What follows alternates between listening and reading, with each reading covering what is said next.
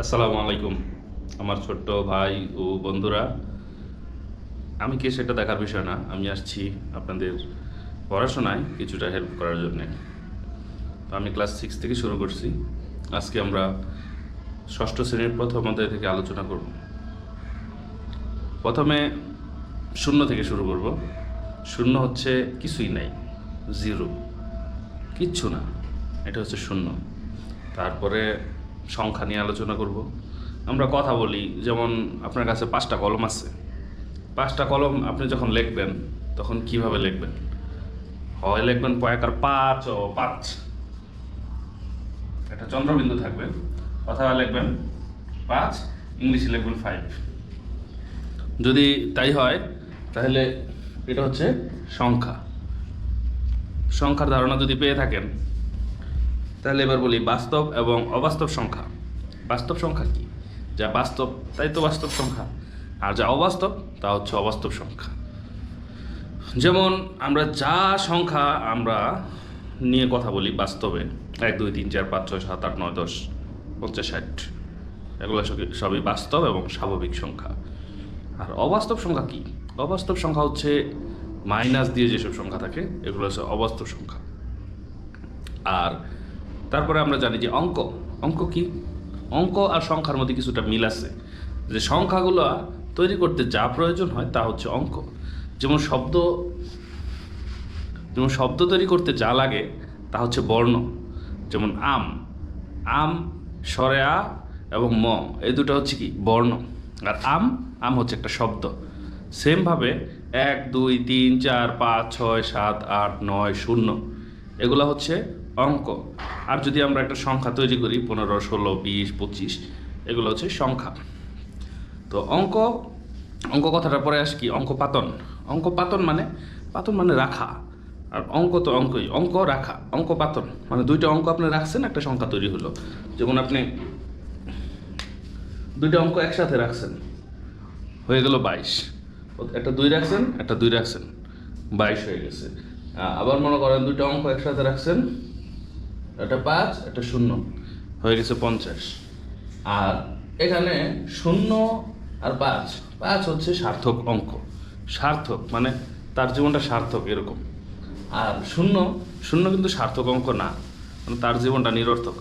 যদিও সে যখন অন্যের পাশে বসে তখন তার অনেক উপকার হয়, কিন্তু শূন্যের নিজের কোনো উপকার হয় না। যেমন এই 0, এই সবসময় 0, এটা কেউ দাম দেয় না। 0 জিরো আন্ডার। আর এই 5, 5-এর একটা মান আছে, সে 5, তার জন্য সে হচ্ছে সার্থক। আর 0 হচ্ছে নিরর্থক। তো যাই হোক, এখন আমরা আলোচনা করব অঙ্কে লেখা এবং কথায় লেখা নিয়ে। কথায় লেখা আর অঙ্কে লেখা, যখন এই যে এভাবে সংখ্যা দিয়ে লিখলাম এটা হচ্ছে অঙ্কে লেখা, মানে এখানে অঙ্ক দিয়ে লেখা হয়েছে। আর যখন আমরা বাংলা দিয়ে লিখব, মানে আমাদের ভাষায় লিখব, যেমন 50,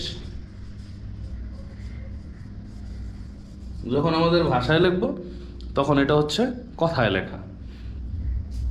তো যদি বড় একটা সংখ্যা আমরা নিই, ছোটোখাটো সংখ্যা আমরা অঙ্কে এবং কথায় লিখে আসছি ক্লাস 3 4 5 এসব ক্লাসে।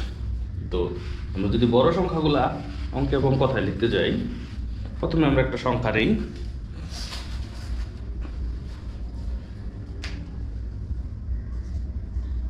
9 8 7 5 4 7 3 2 1। এটা হচ্ছে গণনা পদ্ধতি।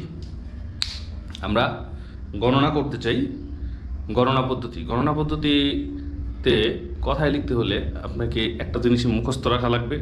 যদিও অঙ্ক মুখস্থ করার কোনো বিষয় না, যে একক দশক শতক হাজার অযুত লক্ষ নিযুত কোটি, এই জিনিসটা আপনাকে মুখস্থ রাখাই লাগবে। তো ভিডিও শেষে আপনারা এটা মুখস্থ করবেন, তবে আমি অঙ্ক থেকে কথায় লেখা জিনিসটা দেখাচ্ছি। এটা হচ্ছে একক, প্রথম থেকে বাম দিক থেকে শুরু হবে। একক, 2 নাম্বার যেটা হবে এটা হচ্ছে দশক, 3 নাম্বার যেটা হবে এটা হচ্ছে শতক, 4 নাম্বারটা হাজার, অযুত এটা হচ্ছে লক্ষ, নিযুত কোটি। আর এখান থেকে আবার একক শুরু হবে।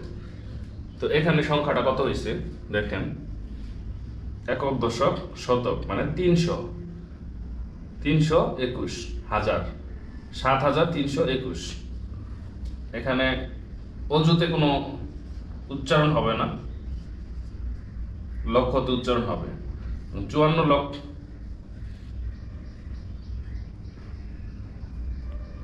5,47,321। তারপরে এটা হচ্ছে 8 পড়ছে কোটির ঘরে, তাহলে 98,75,47,321। এটাকে ছোট ছোট অংশে ভাগ করে লেখার একটা সিস্টেম আছে। 3-2-2 পদ্ধতি। 3-2-2 পদ্ধতি মানে হচ্ছে প্রথমে 3টা, তারপরে 2টা, তারপরে 2টা। এই যে প্রথমে 3টে সংখ্যার মাঝখানে কমা দিলাম, তারপরে 2টা সংখ্যার পরে কমা দিলাম, পরের 2টা সংখ্যার পরে কমা দিলাম। যদি আরো থাকতো তাহলে 3-2-2 এই সিস্টেমে আগায় যেতাম। তো প্রথম 3টা সংখ্যার পরে আমরা কমা দিছি, তো এটা কত হয়েছে 321। 321 আর একক দশক শতক হাজার মানে পরের 2টা পড়ছে হাজারের ঘরে, তাহলে 47,000।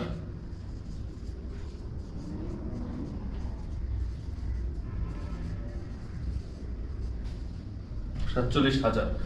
তারপর একটা কোন ঘরে পড়ছে একক দশক শতক হাজার অযুত লক্ষ, লক্ষের ঘরে পড়ছে, তাহলে 75 লক্ষ।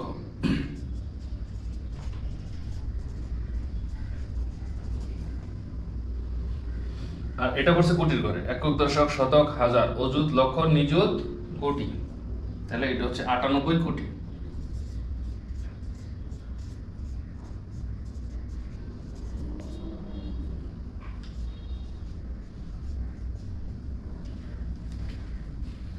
ছোট ভাইয়েরা, আশা করি এইটুকু পর্যন্ত আপনারা বুঝতে পেরেছেন। পরবর্তী ভিডিও নিয়ে দ্রুতই আসবো। আসসালামু